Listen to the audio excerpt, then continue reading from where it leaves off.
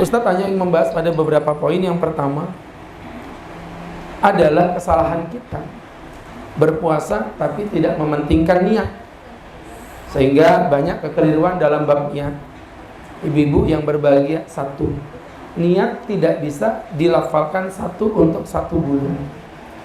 Itu mazhab Imam Malik. Tapi mazhab kita dalam mazhab Imam Syafi'i yang rajih, dan bukan Syafi'i, semua mazhab selain Imam Malik mengatakan bahwa niat itu satu hari berlaku, satu niat berlaku untuk satu hari.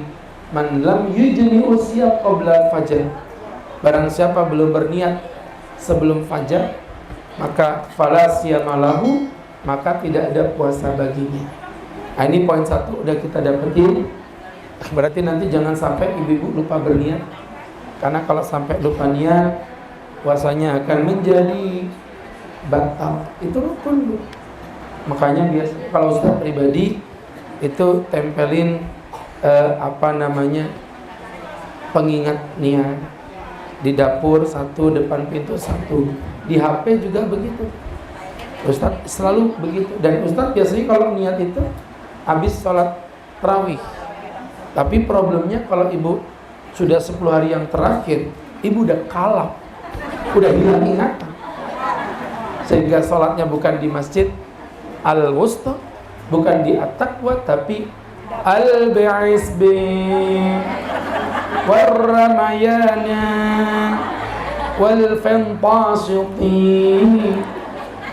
Ibu nggak tarawih, akhirnya nggak niat. Jadi kalau bisa, Bu, habis buka puasa, ibu langsung niat untuk keesokan hari, nggak apa-apa. Tapi niatnya maghrib, malamnya berhubungan, apakah niatnya batal? Tidak. Ya, walaupun ibu nanti kebablasan bangun di siang hari, kesiangan, maka puasa ibu tetap sah. Tahu bedanya ibu sama istri saya? Kalau ibu-ibu ini kesiangan, kalau istri saya kesayangan. Jadi ibu-ibu yang berbahagia.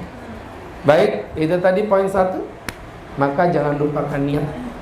Ini yang banyak kita keliru di dalamnya.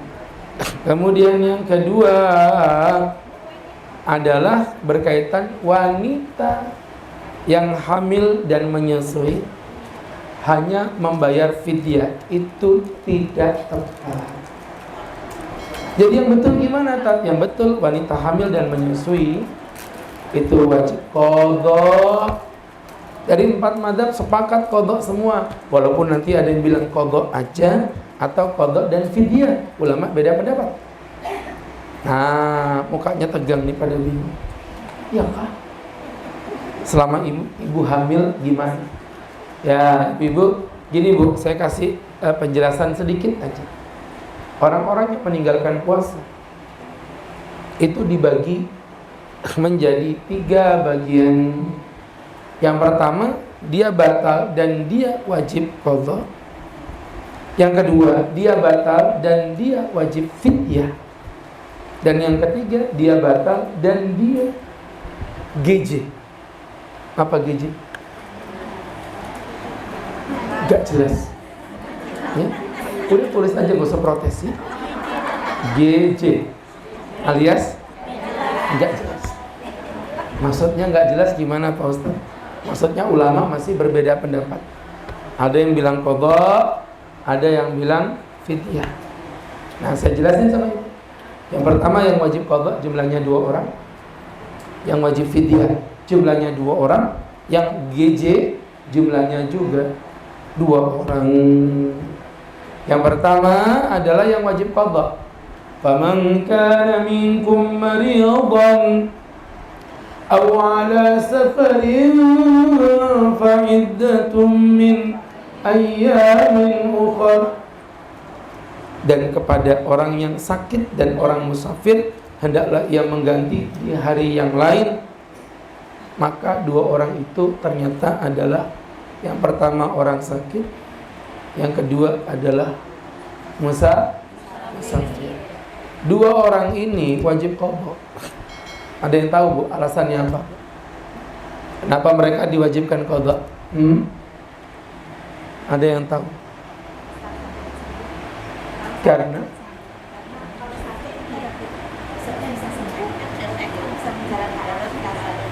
Ya, jawabannya benar tapi mungkin masih membingungkan. Enggak, maksudnya udah benar tapi kata-katanya ibu pasti masih bingung kan? Jawabannya gini bu, karena udurnya bisa hilang. Udurnya sakit bisa hilang dengan sembuh. Maksudnya beliau tuh gitu. Udurnya musafir bisa hilang dengan pulang. Nah, maka ketika udurnya hilang, ya udah. Fa'iddatum min ayyamin ukhra, maka gantilah dengan hari yang lain. Yang kedua yang wajib fidyah, jumlahnya ada berapa orang tuh? Ada 2. Wa 'alal ladzina yutiqunahu fidyatun ta'amu miskin.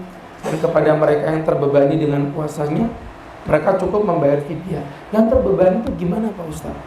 Ternyata orang-orang yang memang udurnya tidak bisa hilang. Jumlahnya ada 2. Yang pertama al-marid alladzi la yurja buru'uhu, orang sakit yang bersifat permanen. Biasanya itu bu, punten ya, saya tidak mau nyebut nama penyakitnya karena takutnya tersinggung. Tapi biasanya berkaitan dengan gagal organ. Penyakit yang sifatnya gagal organ itu nggak ada obatnya. Emang organnya udah gagal. Maka ibu yang berbahagia penyakit yang seperti ini, dokter bilang, oh ibu udah nggak bisa puasa lagi. Pankreasnya udah rusak, udah akut 6 jam nggak makan pingsan. Ya udah. Dan itu sifatnya forever. Kenapa? Karena memang organnya, pankreasnya udah gagal. Nah, makanya seperti itu cukup bayar fidyah. Kenapa bu? Kenapa bu? Karena penyakitnya nggak bisa hilang. Heran. Baru ngomong. Yang kedua tadi orang tua yang sudah rentan. Orang yang sangat tua, bahkan giginya saja tinggal. Bahkan dia suka hinggap di Allah, sambil membawa burung. Allahu Akbar. Maka ibu tuanya rentan, namanya Syekhul Haram. Kai puasa kai, enggak cu. Kenapa kai? Enggak kuat. Umur kai berapa? 99 cu. Ya udah, karena kai sudah tua, kai enggak perlu puasa. Nanti kai qadha saja tahun depan ya, kalau umur kai sudah 100 tahun. Kata kainya, iya lebih nggak kuat, bego. Ya bu, lalu 99 nggak kuat suruh kodok 100. Kata kainya kok tampak memang mulut. Makanya kai tidak ada kewajiban mengkodok, cukup membayar. Kenapa bu? Nah, karena uzurnya, tuanya bukan tambah muda, tambah tua. Ya, bahkan giginya saja tinggal 1, ya. Tadi 2 kok sudah. Jadi teman-teman yang berbahagia, yang dimuliakan Allah. Baik. Nah, sekarang kita masuk yang ketiga. Ini yang disebut dengan GJ. Gak jelas. Ada 2 dan dua-duanya perempuan. Karena memang perempuan itu GJ. Gak jelas. Iya bu. Ibu-ibu yang berbahagia ada 2. Yang pertama wanita yang hamil, dan yang kedua wanita yang menyusui. Ini dua-duanya nggak jelas dalam status hukum. Bukan hamilnya nggak jelas, bukan. Hukumnya ulama beda pendapat. Gini bu, saya jelasin aja. Ya, pertama, apakah dalil untuk membatalkan puasa bagi wanita hamil menyusui ada? Ada. Makanya di sini ulama tidak ada perbedaan. Ulama sepakat bu bahwa yang namanya perempuan hamil menyusui boleh membatalkan ibadah puasa. Karena ini lebih sakit daripada sakit. Kan tadi sakit boleh batal. Apalagi hamil lebih sakit daripada sakit, begitu katanya sih. Ustaz juga nggak pernah ngerasain. Sakit gak bu kalau melahirkan itu bu? Sakit mana sama khitan bu? lebih sakit khitan, Bu. Ibu-ibu nggak terima, Ustadz bohong. Ada orang mati gara-gara melahirkan, tidak ada orang mati gara-gara khitan. Saya bilang, woi, lebih sakit khitan. Buktinya sekali aja Ustadz udah kapok. Ibu sakit tiap tahun, hamil lagi, hamil. Kalau sakit kok diulang-ulang terus, aneh. Ini pasti di hatinya ada yang batin, tak supain hamil kamu tadi. Udah hamil ini, hamil menahun sudah ini. Jadi ibu yang berbahagia, yang dimuliakan Allah Subhanahu wa ta'ala. Ini jadi pelajaran bahwa wanita hamil menyusui boleh batal. Ulama perbedaannya itu bukan di situ. Tapi setelah batal, apakah wajib qadha atau fidyah? Kenapa ulama berbeda pendapat? Saya kasih tahu, karena memang tidak ada dalil spesifik yang menjelaskan tentang itu. Tahu spesifik, Bu, dalil yang terperinci dalam pembahasan itu. Tidak pernah Nabi bilang, hei yang hamil, hei yang menyusui, gantilah puasamu, bayarlah fidyah. Tidak ada. Karena tidak ada, akhirnya ada sebagian ulama kecil, itu namanya Syekh Nasiruddin Al-Albani, beliaulah yang akhirnya mengambil pendapat Ibnu Abbas. Pendapat Ibnu Abbas, bukan hadis loh ya, pendapat Ibnu Abbas. Yang mana pendapat Ibnu Abbas mengatakan hamil menyusui cukup bayar fidyah. Tapi pendapat ini ditolak oleh 4 madzhab, Abu Hanifah, Malik, Syafi'i, Ahmad, kompak menyatakan hamil menyusui tetap wajib qadha. Kenapa? Karena ada dalil. Pendapat Ibnu Abbas bukan dalil, pendapat sahabat bukan dalil. Yang jadi dalil itu ucapan sahabat meriwayatkan hadis Nabi. Hadis Ibnu Abbas itu baru dalil. Tapi pendapat Ibnu Abbas bukan dalil. Kata Imam Syafi'i, hum rijalun, fanahnu rijal. Mereka laki, aku juga laki. Maksudnya apa? Pendapat sahabat dan pendapat para ulama sama saja. Nggak ada jaminan untuk benar. Pendapat yang pasti benar itu pendapatnya Nabi. Begitu. Jadi ibu yang dimuliakan Allah, disitulah Bu.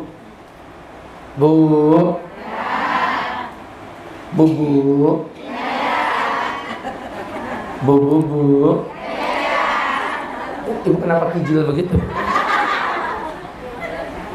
Jadi ibu-ibu yang dirahmati Allah, disitulah akhirnya teman-teman yang dimuliakan Allah Subhanahu wa ta'ala, terjadi perbedaan. Mayoritas ulama pakai kias. Nah, kalau kita ngomong kias, kira-kira nih, ibu sebagai orang yang berpikir dan cerdas, wanita hamil lebih mirip seperti orang sakit yang bisa sembuh, atau lebih mirip seperti kai-kai pikun yang nggak bisa mudah? Lebih mirip seperti sakit yang bisa sembuh. Berarti wajib qadha apa fidyah? Itulah yang akhirnya dijadikan landasan mayoritas ulama untuk mengatakan tetap wajib baginya qadha, bukan fidyah. Qadha. Tapi kalau ibu pengen gabungin, itu lebih good. Makanya kemarin ada perempuan tanya, Tat, kalau menurut Ustaz gimana? Menurut saya, Bu, ibu lebih baik bayar fidyah saja dulu. Kenapa? Karena ibu nggak tahu umur ibu sampai kapan. Bisa jadi hamil nyusuin, mati, hamil nyusuin, mati. Berarti ibu mirip seperti siapa? Kai-kai sayuni. Ini bahasa apa sih? Kan tadi mirip orang sakit apa kai-kai? Mirip seperti sayuni. Mirip seperti kai-kai. Di mana ibu tidak punya kesempatan untuk mengqadha. Tapi kalau ibu normal, hamil nyusuin, hidup, hamil nyusuin, hidup, maka ibu-ibu pada saat hidup, ibu wajib untuk mengqadha. Itu maksudnya. Baik, jadi saya pikir jelas, Bu, ya.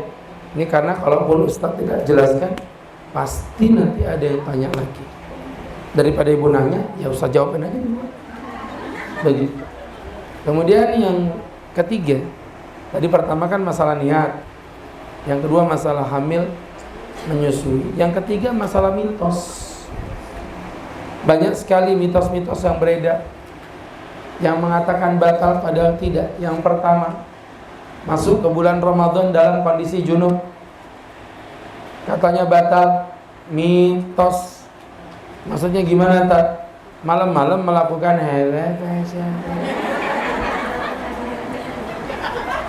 habis melakukan apa, Bu? Ibu masih kasar. Jangan. Jadi ibu-ibu habis berhubungan, inya terkipai, inya terhampas, emak uyuh benar, inya terguling boy.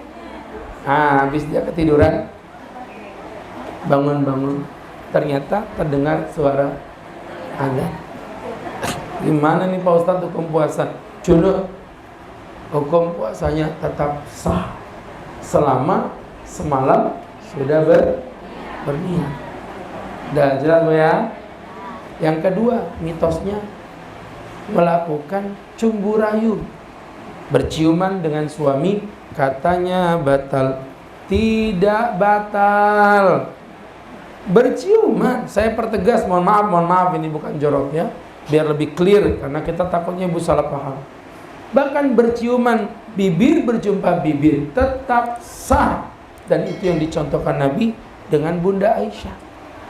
Karena Nabi yuqabbiduni, Nabi mencium bibirku, wa huwa shaim, beliau berpuasa, wa ana shaimah, dan aku juga berpuasa. Jadi berciuman itu tetap puasanya sah. Ibu cium bibir tidak mengapa, asalkan dengan suami, bukan suami tetangga. Awas ya. Jadi kalau suami tetangga batal ibu ditamparin sama istrinya. Ya. Jadi boleh berciuman. Kan ada tuh mitosnya, jangan dekat-dekat, nanti batal puasaku. Sampai tidur itu loh Bu, ranjangnya dikasih polis lain, saking tidak mau bersentuh, katanya nanti bisa batal. Mitos. Tidak ada masalah. Walaupun ibu berpelukan, guling-guling, kepala jadi kaki, kaki jadi kepala, selama anunya belum berjumpa dengan anunya, anu apanya, jangan mancing-mancing, nanti keluar bahasa aslinya ini ya. Ya Bu, selama belum ketemu hello say hello ya, tidak mengapa. Oh iya, cuman maksud Ustadz, ibu ngapain kurang kerjaan? Makanya saya bilang hati-hati. Kalau yang usia tua mungkin nggak apa-apa, tapi kalau yang muda jangan Bu. Iya, ibarat listrik itu kan tegangan tinggi. Iya, kadang belum dicetek lampunya udah nyala. Beda kalau yang umur kayak gini-gini nih, ini kan pengantin tua. Jangan dicetek, dicolok aja dan nyala-nyala. Jadi ibu, ini ngomongin listrik loh, jangan mikir yang lain loh. Otakmu udah kemana-mana. Jadi ibu, maksudnya colokannya itu longgar gitu loh Bu. Dicolok jatuh gitu. Ya, udah dol. Itu cetekan listrik itu loh, ini loh ya. Jadi ibu yang berbahagia, hati-hati. Kalau mau aman, enggak usah. Dalamnya lautan, ada yang tahu. Dalamnya sarung, siapa yang tahu? Allahu Akbar. Itu maksudnya. Kemudian yang ketiga adalah mandi keramas. Katanya batal, mitos. Kalau mandi keramas batal, kasihan suster. Suster mandi keramas. Ada filmnya itu Bu. Ibu tidak tahu. Jadi ibu mandi keramas walaupun niatnya untuk menghilangkan haus, boleh. Punya. Ibu jualan di pasar Ramadan, jam 2 udah mulai. Siangnya panas, tenggorokan kering. Akhirnya ibu pulang, sudah ngomong, Gak kuat, aku sudah gak kuat. Jangan Bu, itu setan Bu. Caranya gimana? Caranya ibu masuk ke dalam kamar mandi, mandi keramas, kemudian keluar, nyalain AC atau nyalain kipas, ibu tidur 15 menit sampai 20 menit. Insya Allah itu rasa hausnya akan hilang. Apalagi waktu tidur mimpi makan coto Makassar. Itu bangun-bangun geriga Bu. Masya Allah. Jadi ibu yang berbahagia, yang dimuliakan Allah. Itu yang ketiga. Kemudian yang keempat, kumur dan membersihkan hidung tidak mengapa. Jadi berkumur, katanya kalau puasa nggak boleh kumur-kumur, mitos. Ya Bu ya, yang betul kumur tidak mengapa. Yang penting kumurnya jangan keras-keras. Kalau kumurnya keras dan ketelan, walaupun tidak sengaja, maka hukum puasanya batal. Itu sama kayak orang puasa iseng Bu, lempar-lempar kaca.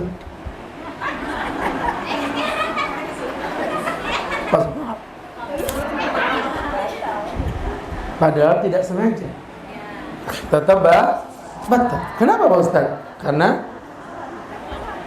ada keteledoran. Ya sama kayak orang main renang di bulan puasa, mandi renang juga sama. Kalau nggak ketelan, nggak apa-apa. Kalau ketelan, batal. Tapi kan nggak sengaja, ada keteledoran. Namanya orang renang, ya pastilah tertelan. Kecuali kalau ibu pakai helm astronot. Ya, itu maksudnya begitu. Baik, jadi jangan keras. Orang puasa Bu, masa kumurnya begini?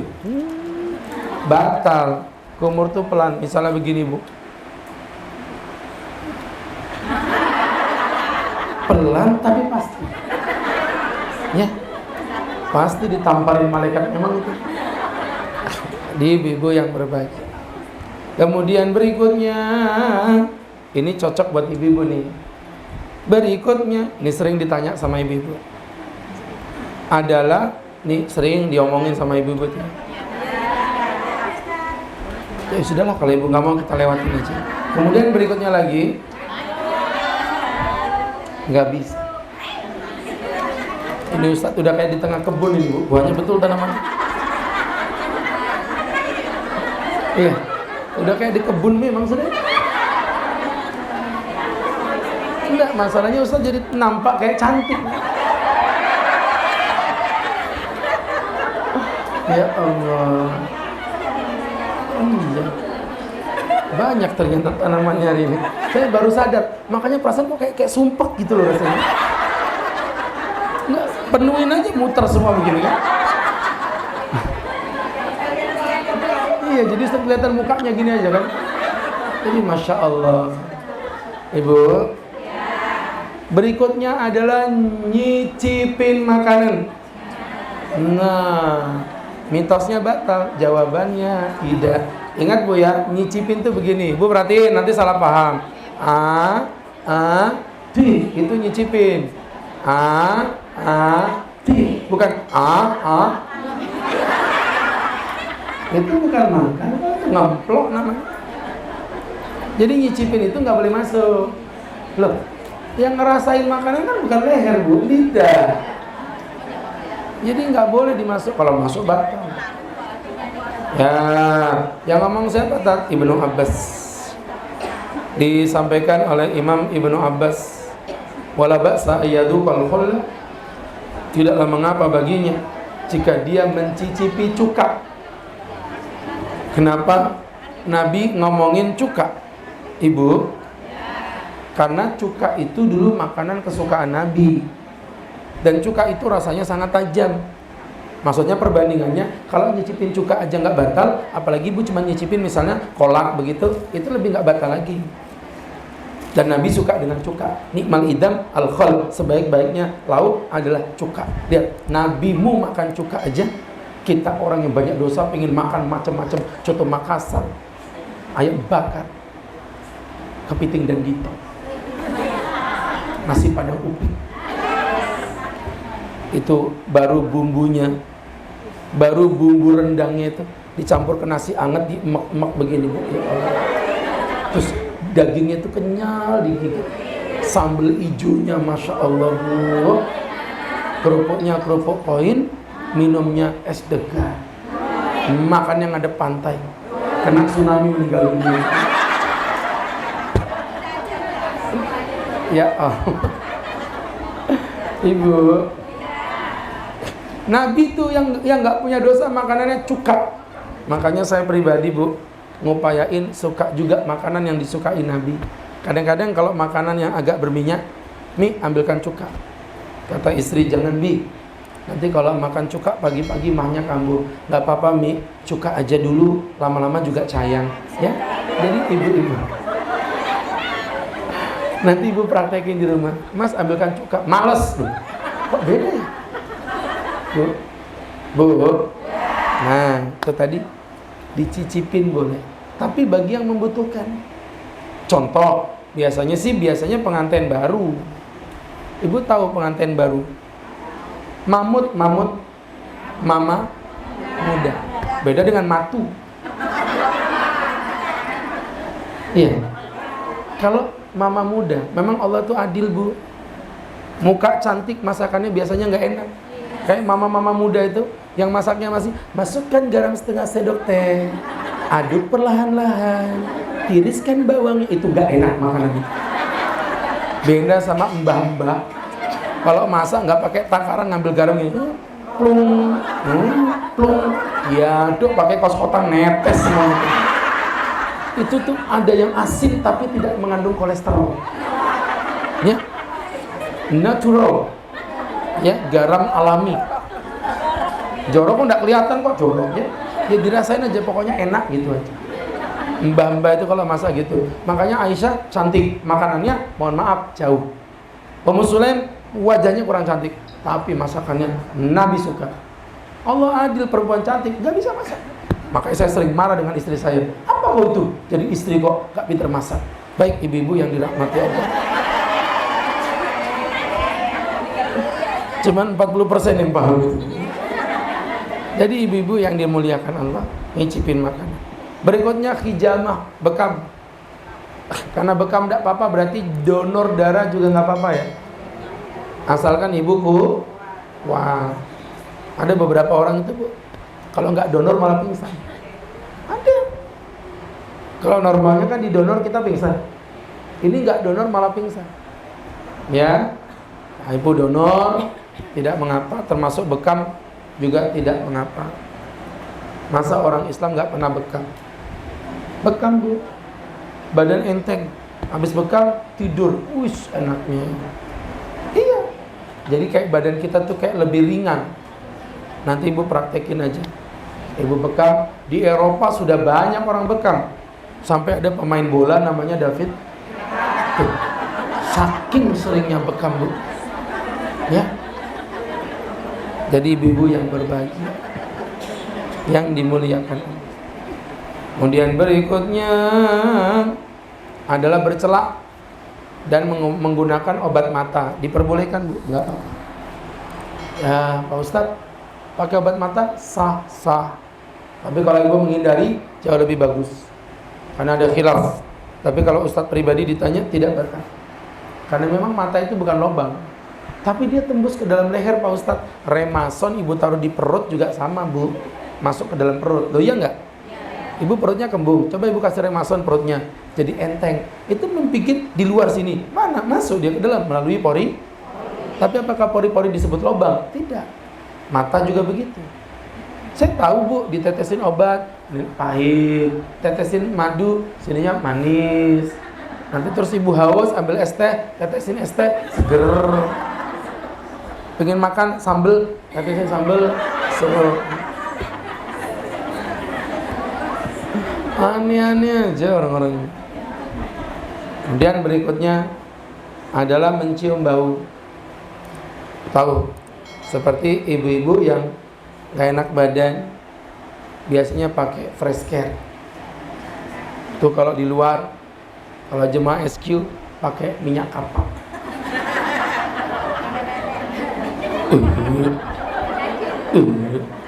Ustadz sembarangan ya. Ibu gue SQ tuh nggak pernah pakai minyak kapur. Mantap, pakai apa? Minyak tawar. Sama aja, lebih parah minyak nyong-nyong itu Bu ya. Tuh ibu-ibu yang dimuliakan Allah. Kemudian berikutnya lagi adalah bersikat gigi, tidak membatalkan walaupun pakai odol. Ya Bu, pakai odol.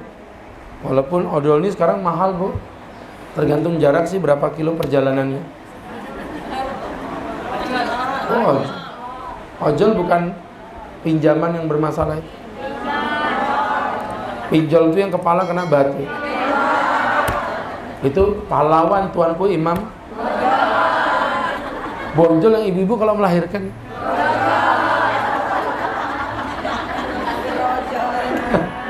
Ya Allah, seneng godain nenek-nenek begini.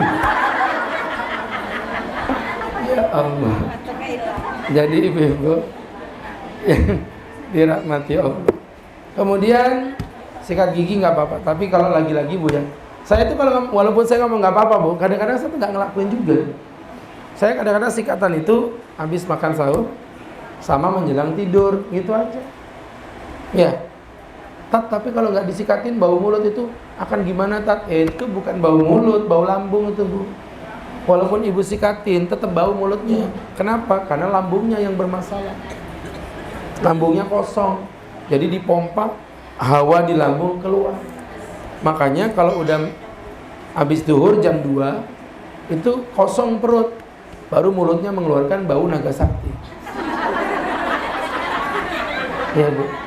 Kata Nabi, la khalufu famis shaim, bau mulutnya orang berpuasa atyab indallah min rihil misik, lebih wangi di mata Allah dibandingkan bau minyak kasturi. Minyak kasturi itu minyak surga. Tapi jangan mentang-mentang kasturi, ibu obral kasturi. Kasturi. Itu kasturi di hadapan Allah. Kalau di hadapan manusia itu racun tikus yang memakan. Ya? Jadi jangan begitu. Minyak kasturi. Tuh Bu ya. Loh Bu, jangankan ibu ya yang sudah usia. Mbak-mbak itu loh yang IO itu kan cantik-cantik bening-bening. Itu kalau saya lagi buka puasa yang nanganin tuh IO Bu, event organizer itu loh. Di hotel-hotel dengan perusahaan-perusahaan. Cantik gitu. Datangin Ustadz. Pak Ustadz, setelah ini Ustadz yang ceramah ya. Saya bayangin yang muda aja kayak gini, gimana ibu-ibu SQ. Jadi itu bukan bau mulut, itu bukan jorok, itu bau lambung. Dan itu di mata Allah sama dengan minyak misik, minyak kasturi. Begitu. Baik. Kemudian berikutnya menelan liur. Katanya menelan liur batal. Tidak ada. Menelan liur tidak membatalkan puasa, asalkan liurnya sendiri, bukan liur orang lain. Ya? Takutnya itu salah paham.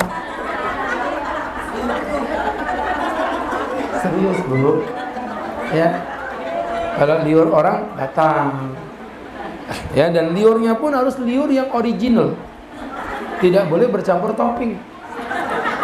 Misalnya ibu sahur minum kopi, selesai adzan subuh, ibu gini. Nah, itu batal juga. Iya, karena liurnya ada toppingnya. Ya, dan liurnya walaupun liur sendiri tetap posisinya di mulut. Kalau udah keluar tetap tidak boleh. Itu sudah keluar. Berarti udah not original. Begitu? Ibu yang berbahagia yang dimuliakan Allah.